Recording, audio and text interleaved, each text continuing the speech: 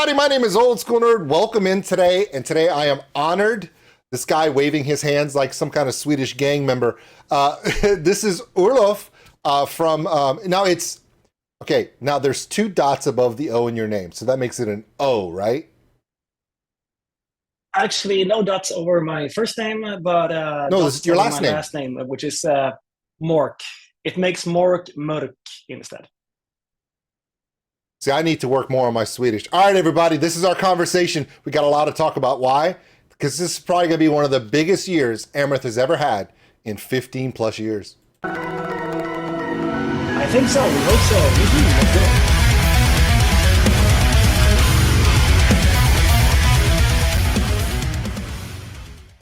All right, we're back. So what's up?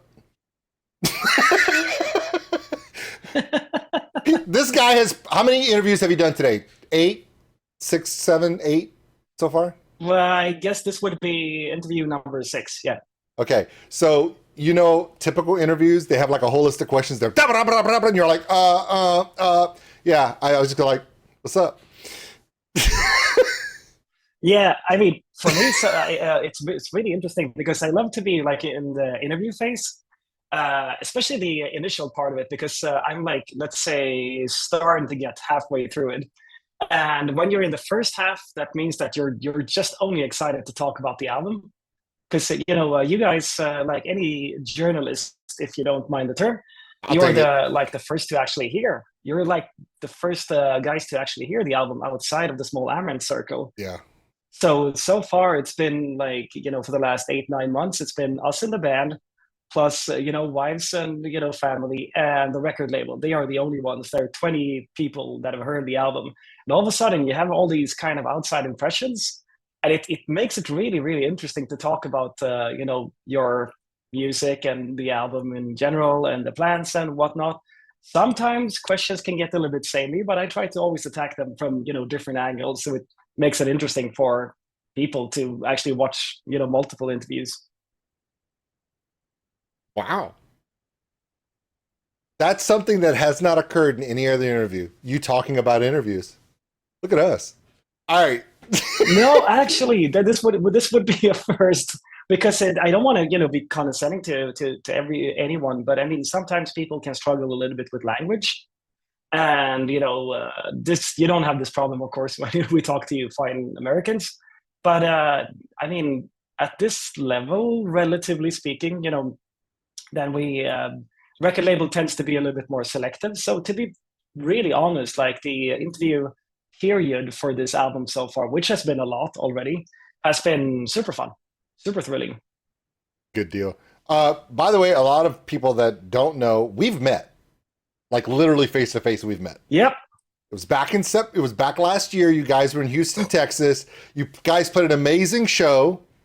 A little bit crazy that day. Things were going a little weird. Nanowar still couldn't get their sound check done after 2 hours. But that's their problem. That's not y'all problem. Y'all are like a well-oiled machine. And then afterwards, Morton, your buddy, Thunder God drummer, goes, "Hey, come meet us at the bowling alley." I was like, "Okay." And so I was like, "Great." So I go to the bowling alley, and we get in there, and one of the bartenders goes, "Hey, are you guys with the band?" And I'm like, "No, but yes, but maybe, I don't know." And so they bring us back into this private club with private bowling alley, right? So we're in there and we're waiting for you guys, and Morton's like, "We're here." And I'm like, "What do you mean you're here?" He says, "No, we're here at the bar." I'm like, "No, you're not." So you guys were actually at the bar, like out at the public bar, and we had to come and get you guys and bring you guys back where you were supposed to be. But how was that tour? Yeah, we had no idea where to go. How was that tour in the US this last run? It was a little different than normal. Oh man, yeah, man, it was a ton of fun. It's been, it's been ages. Like last tour that we did in the US or North America before that was back in 17. So, and obviously we had like one tour that got canceled because of COVID, another Yeah. one that was in the wings but wasn't official, that also got canceled because we were working on the album. And so there was, so many ifs and buts, about returning to the States, that I almost got a little bit like, until we were actually on the plane on our way over to the States, I was still skeptical, like, is this gonna happen this time finally? Because, 6 years as it had been at that point. That's a long time to wait and go back to play for what is our main audience. If you look at Spotify, then the US sits at the very top. So yeah, to be touring with Dragonforce after 15 years of knowing them also, and every now and then the question would come up, like, not the question, but the conversation would come up, like, should we like go on tour together? And now it finally happened. So we had a blast. So many faces that I haven't seen in such a long time.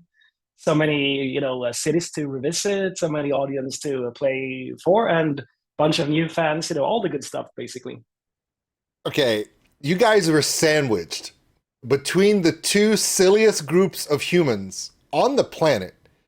Just before you guys on that tour, you had Nanowar Steel from Italy, which at the very end puts together an IKEA table to the song Valhallelujah and has the crowd going nuts. You guys come out better than the album. I've said that so many times.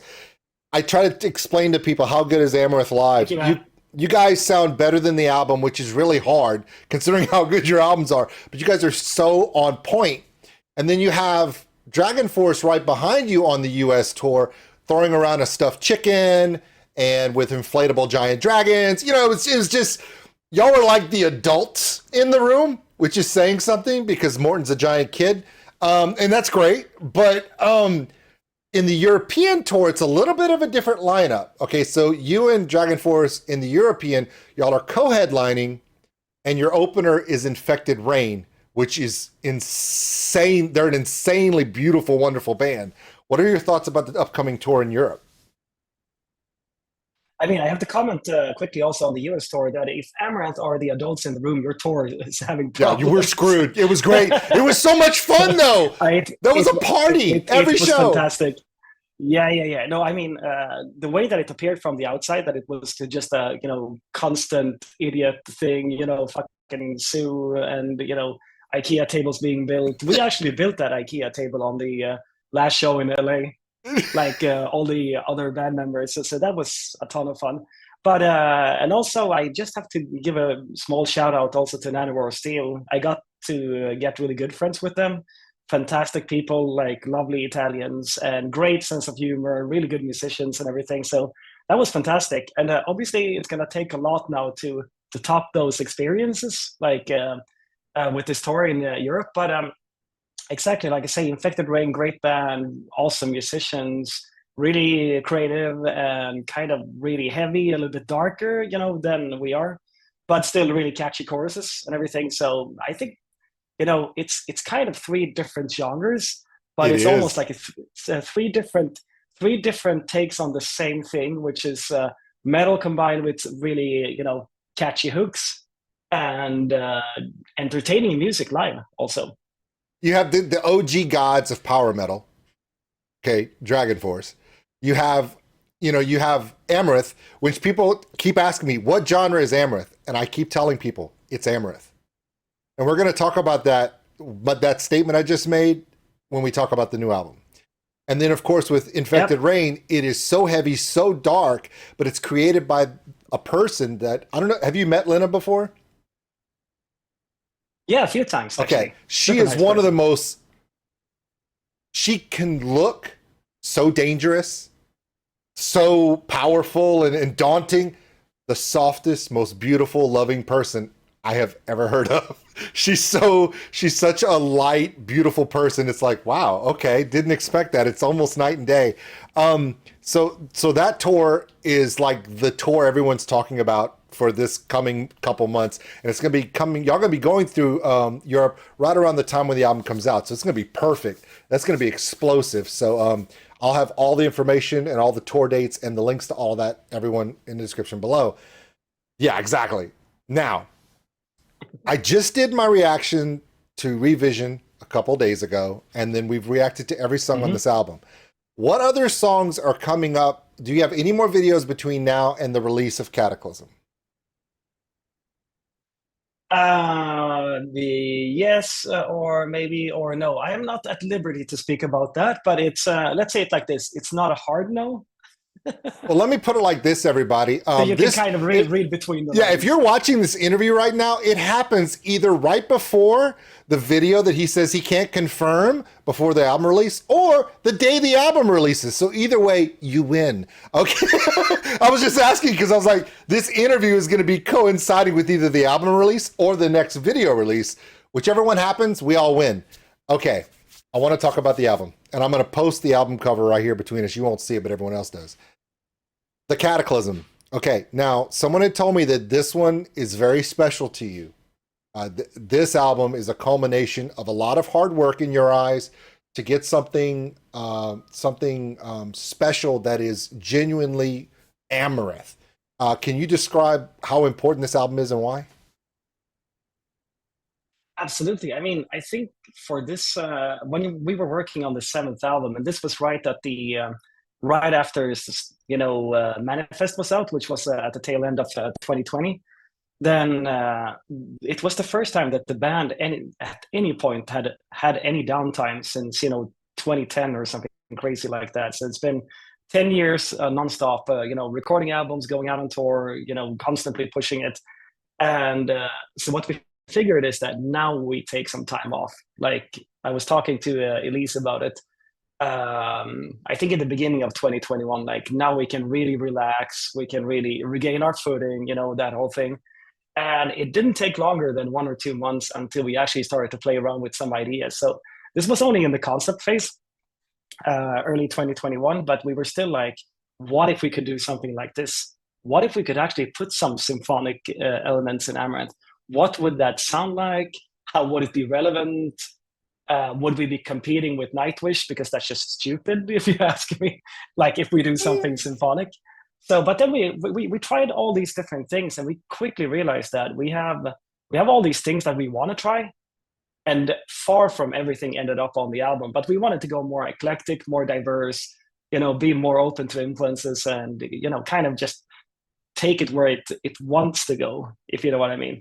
So the catalyst for us was it was essentially a summary of everything we had done until this point, plus all the things that we kind of maybe wanted to introduce into the music, but we weren't too scared, but we figured that maybe it's too early to do it. So after 10 years, now we're opening up the boundaries a little bit, the floodgates. You guys are known for that pop metal, that high energy metal, that beat, that movement.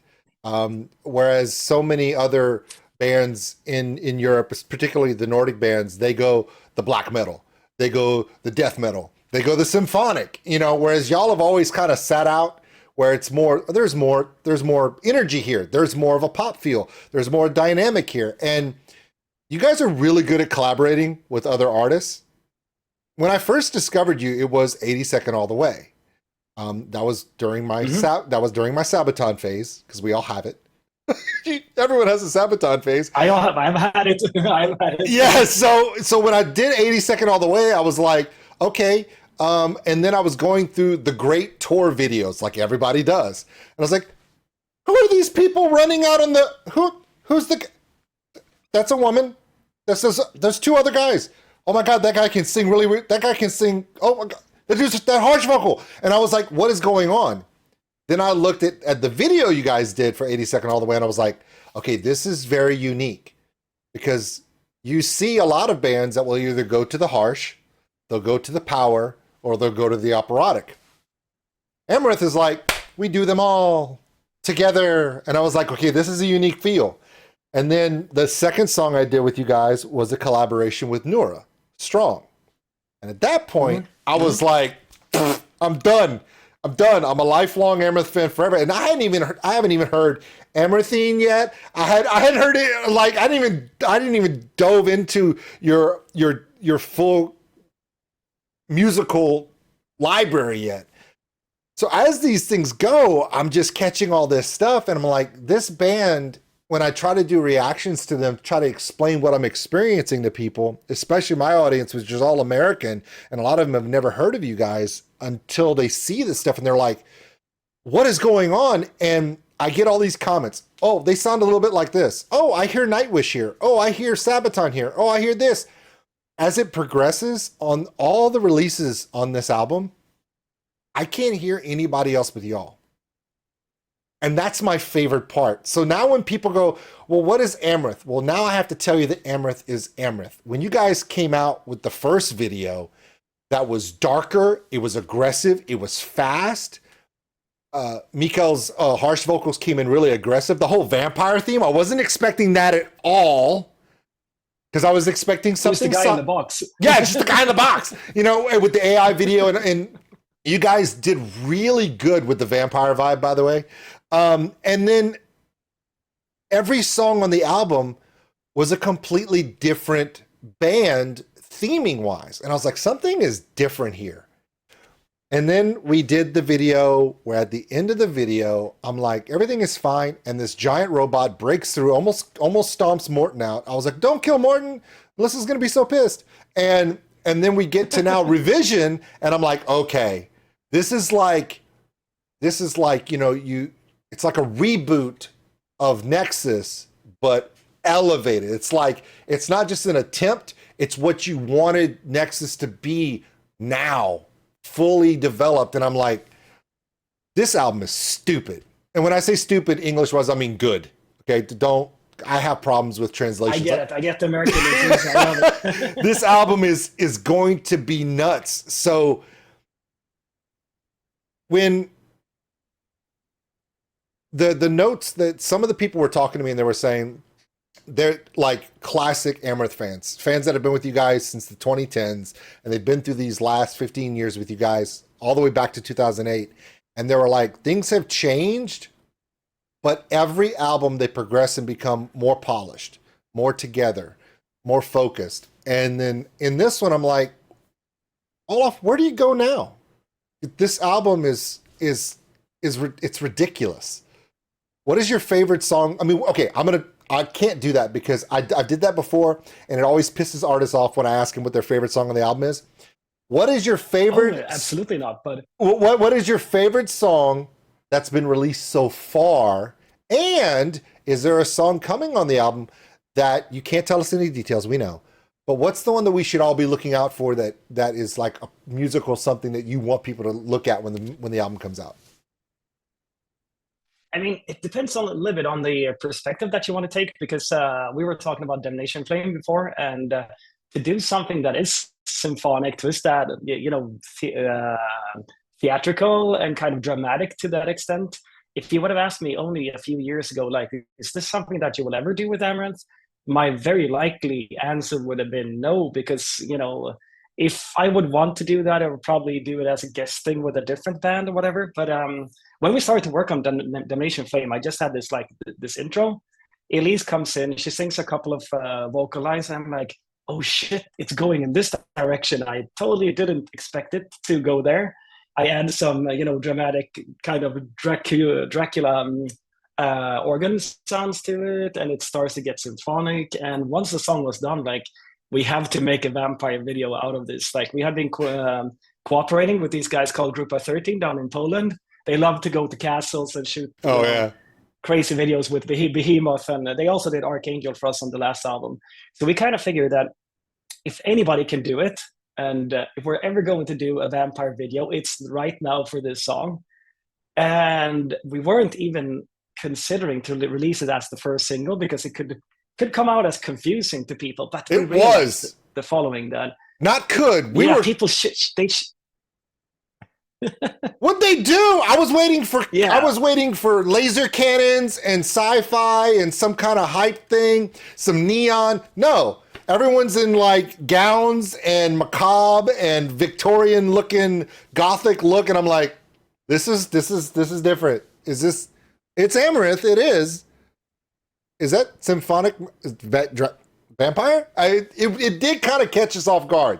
That, I will be honest with you, we all were like, oh, okay. We loved it, but it was different. Didn't see that one coming. No, yeah, we exactly. did not. And I mean, people realize now. No, exactly. And now we played it a bunch of times live also, and it fits really naturally into the whole Amaranth set. And once, you know, once the song has settled, then people see where it naturally fits in, you know, with the rest of the, even only the singles so far, but even more so, you know, later on the album. And I think what was kind of important to us is that as soon as people start to get a little bit too comfortable, like, okay, Amaranthe is this band, we can now comfortably place them. I don't know what to call it, but I know what little box to put it in. And that's when we kind of slap people around and, say, screw the box, because the box is a lot bigger than you think, essentially. So we had a lot of fun doing that, and we kind of early on also, I started to work on this cyberpunk sounding song that had like a bit of a Blade Runner vibe, kind of at the same time as we were working on Damnation Flame, which turned out to be a revision later on. And dude, we had so much fun shooting that video together with Patrick Uleas, who did the last 2 videos also. So it's basically, imagine 2 days of playing at war, like you did when you were a 6-7-year-old kid, running around with guns, just in a lot cooler of an environment. And there's people with, real military gear and everything. So I mean, one of them was in my reaction. One of the guys who, really, he said him and his airsoft team, his friends, helped you guys with with Nexus. You guys invited them back for revision because they already knew what to do and they already had the look. They had all the gear. It worked out perfectly. Yeah, he was like, it was so much fun. I was so honored to be part of it. I was like, well, thank you, because you made it look really good. Yeah, it was so cool, man. And also this 20 feet tall robot, and was a cosplayer dressed up in that whole thing. So that shit is not even CGI. So and I think that's what I just mentioned, like that video that we shot down in Poland, like Damnation Flame and Revision. It's also a way to entertain, ourselves. We entertain the audience because they get something that they don't expect. They get something that is probably really well thought through, because obviously it doesn't take a minute to kind of just throw these videos together. It takes a lot of planning and stuff. So, I mean, at the end of the day, it's to keep it interesting for everyone involved, just as much for our fans as it is for ourselves. But I think at the end of the day, it's all about the vision is about the creativity. Yeah. And to not have all these boundaries, because we have a style and we have a structure to the songs, and we have our 3 singers. We have a lot of things that are, core Amaranthe, and these core Amaranthe traits can be put in a lot of different contexts. And while it might be a little bit surprising at first, then people kind of quickly pick up the fact that it actually does work. Like we had our most controversial moment was probably when we released the first single from Maximalism back in 2016. So there's a song called That Song. Yeah. And what it sounds like is probably a combination, between like a Queen song, like We Will Rock You meets Rihanna. And it was probably the last thing that people was expecting from us.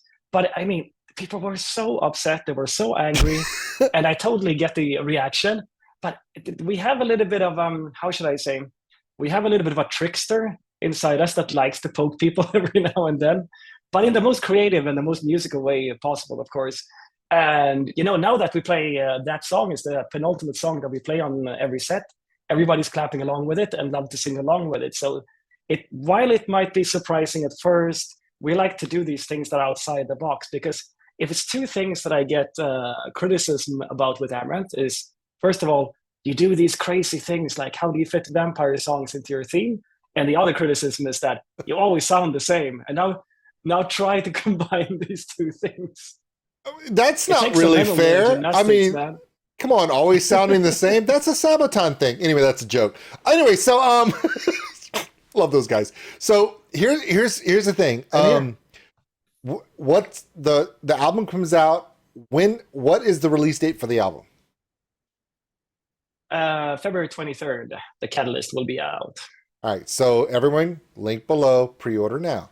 Now, okay. For the tour, Europe. For everyone that watches this, I'm gonna tell you what I thought about your set when I first saw you guys. Now this was last year, but still you guys, same people. Y'all haven't made any changes yet.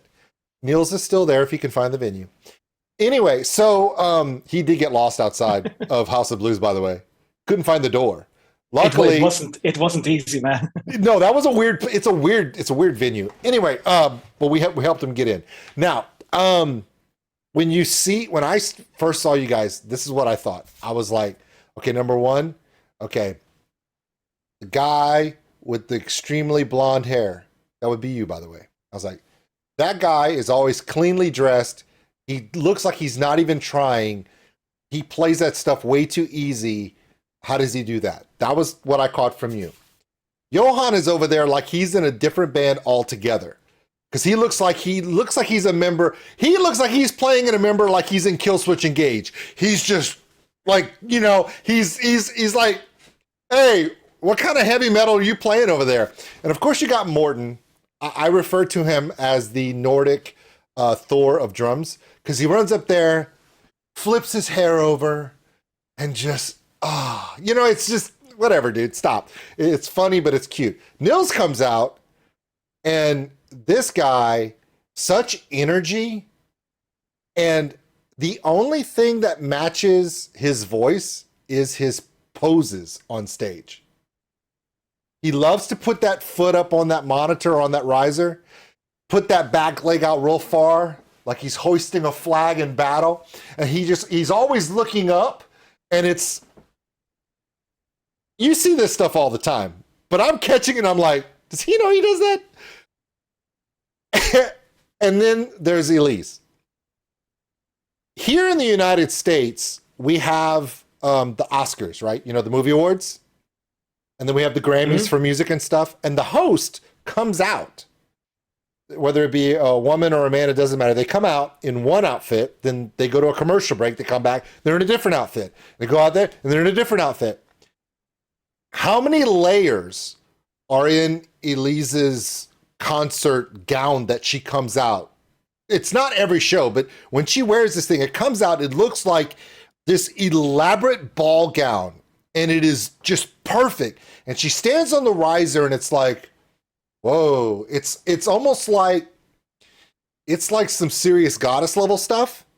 And then she steps off, comes back, and then the skirt's missing.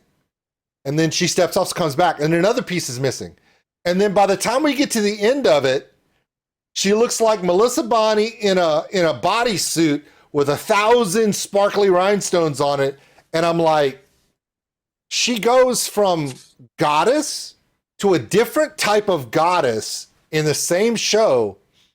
And I'm trying to explain to people that when you go see Amaranthe, you have to pay attention, because you guys are always doing so many things in your production show that if you're not paying attention, you'll kind of miss them.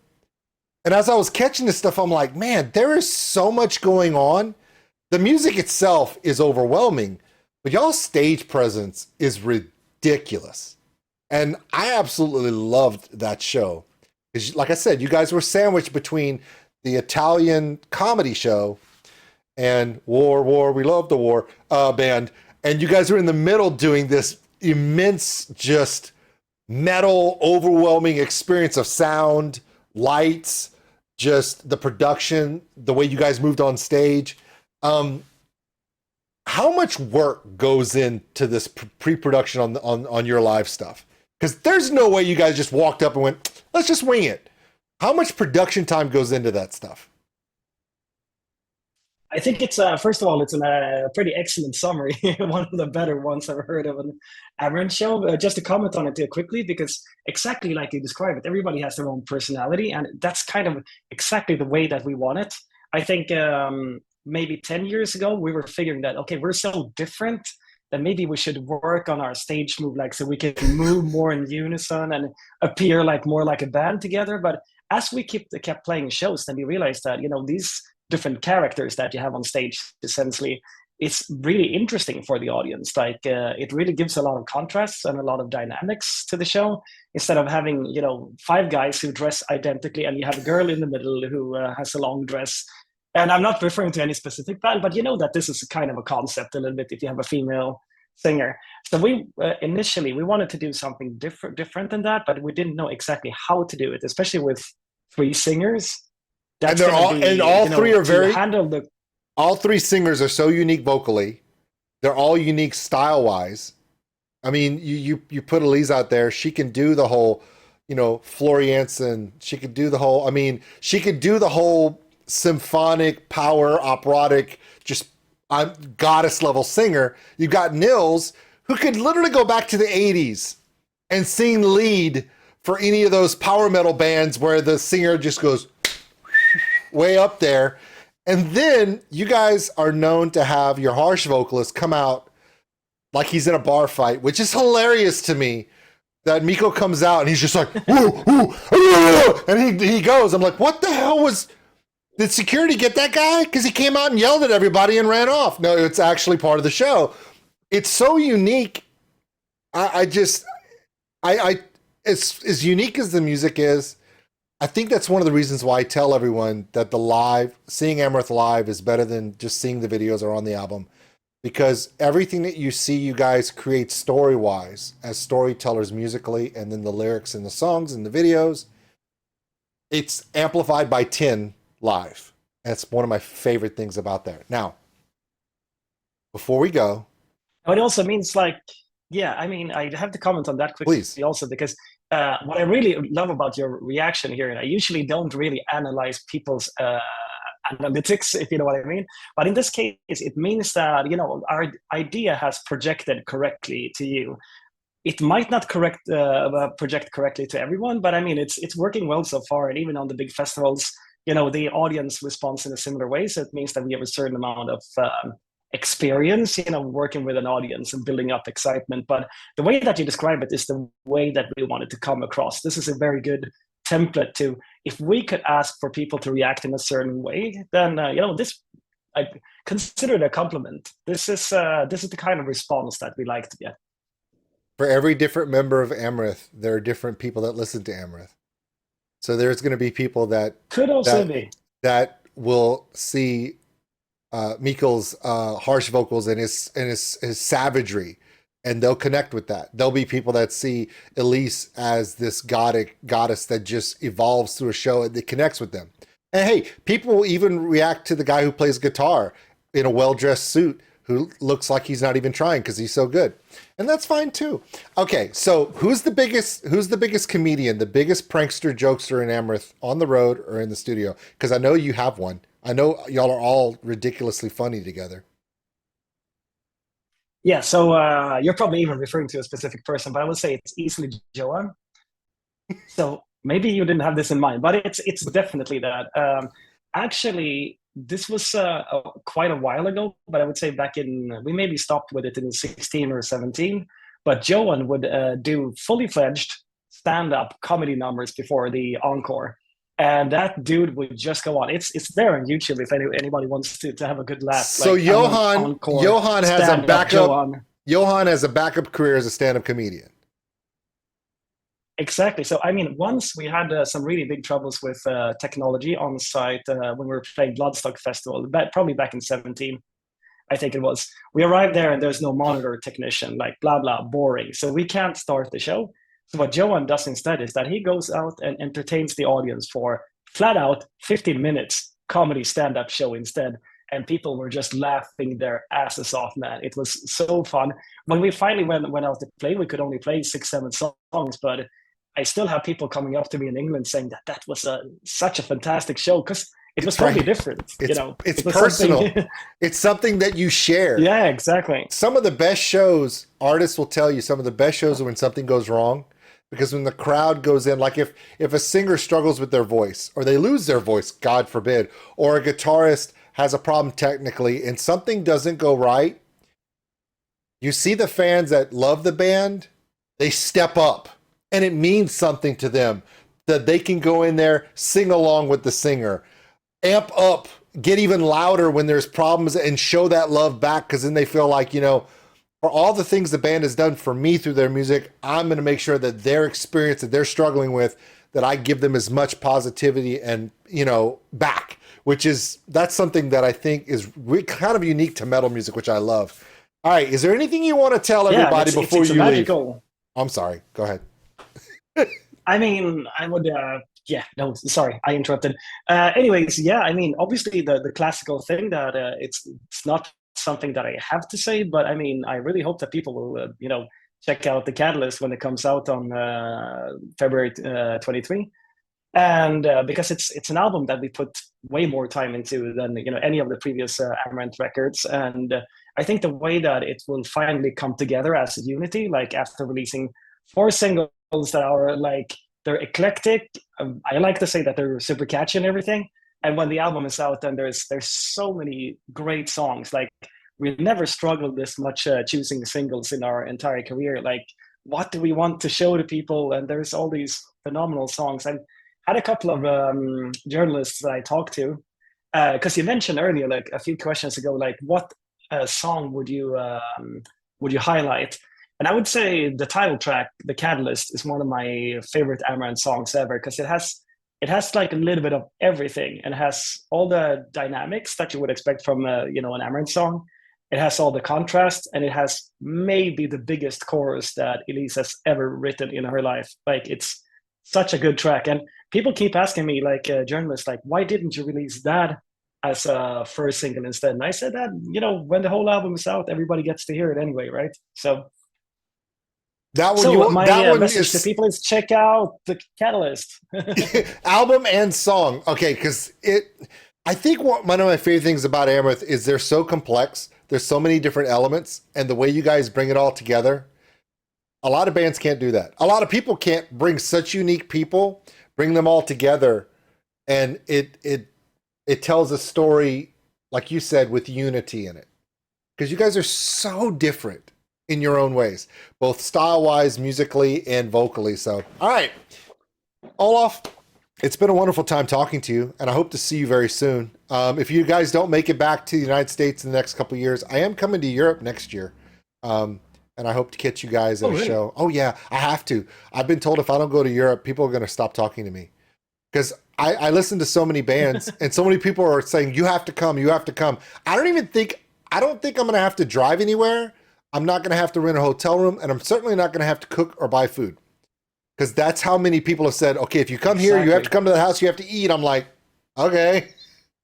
So, I don't know. Let me know if you come to the Sweden, Gothenburg area. And I mean, if you go to Europe, you have to go to one of the European festivals. You should come in summertime because, man, from an American point of view, these festivals, like, if you like European metal, because, I mean, there's some cool, really good festivals in the US as well for metal, but the way that they still operate in Europe, like if you're even a little bit into that kind of music, it's going to be, Valhallelujah for you. Yeah, well, I specifically, I do have some bucket lists. There's 3 specifically. I want to see Sabaton in Sweden. Because everyone says Sabaton, when they're in Sweden, specifically at the Gothenburg shows, it's nuts.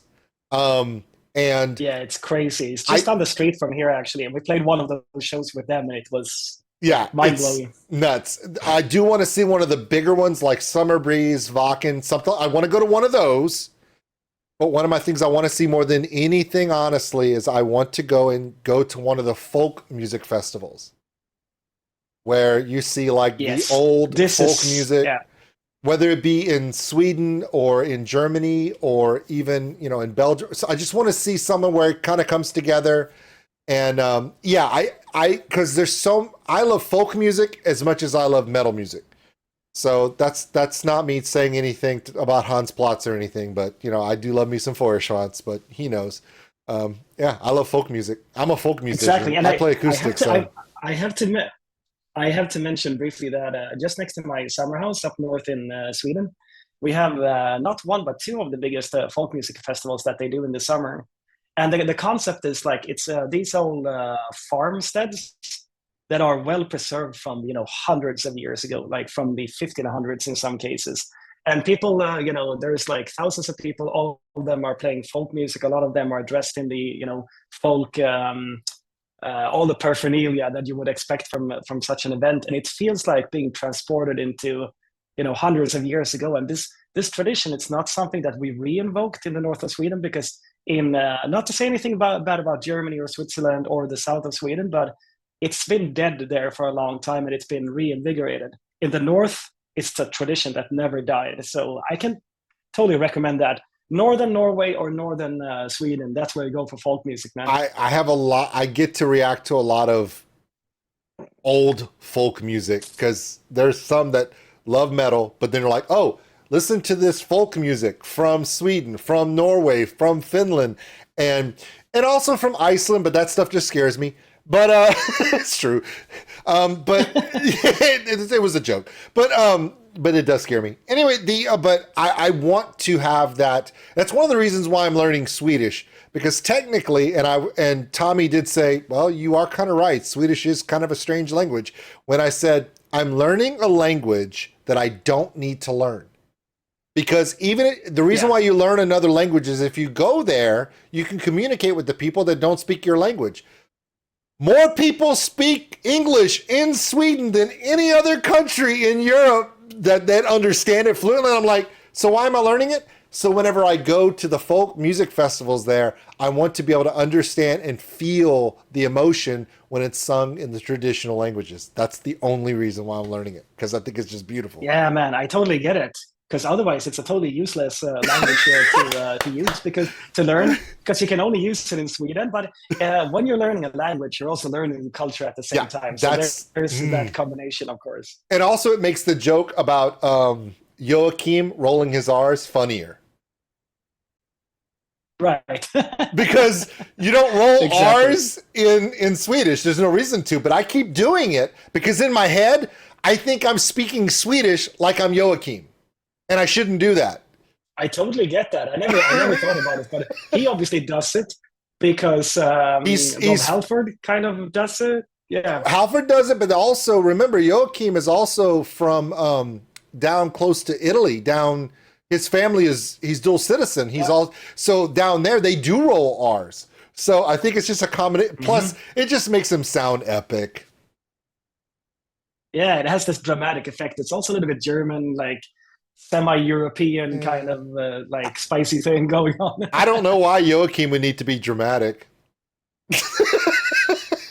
But he is. Oh yeah, he fucking is. He is. All right. I love it. Olaf, thank you so much for your time. Good luck on the tour. It's been an absolute pleasure, my friend. Stay safe. Hey, the next time you come to the U.S., let me know what food you want. Let me know what gear you want. Well, we're gonna bring you some stuff because now that I know that you won't be like, who the hell is that guy?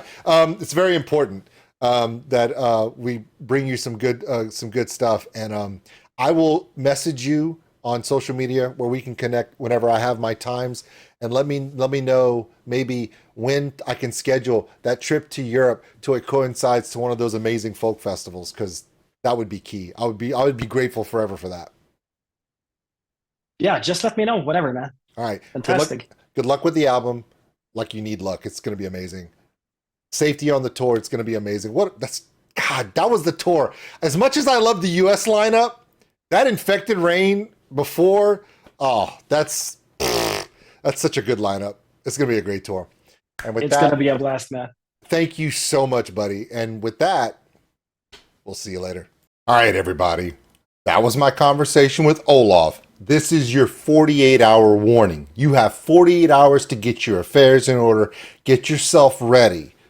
Because on Friday, the Catalyst comes out. Also, a new video from Amaranthe. If you're already set to go to the EU tour with Infected Rain, Dragonforce, Amaranthe, I wish I was you, but I'm not. You're so lucky. I'm jealous. I know. But it's going to be such a big album release and such an amazing tour. And I cannot wait for this video. I thought I would be nice and be polite and be respectful enough to at least give you 48 hours to get yourself ready. We'll see you then. Thanks for watching, everybody. And if you enjoyed this video, give us a like. It really helps the channel grow. Also, if you want to subscribe, right over there. A big thank you to all my Patreons out there for everything you do. And if you want more content like this, check them out above. Remember, love one another, take care of each other. We're all stuck on this mud ball together. We'll see you later.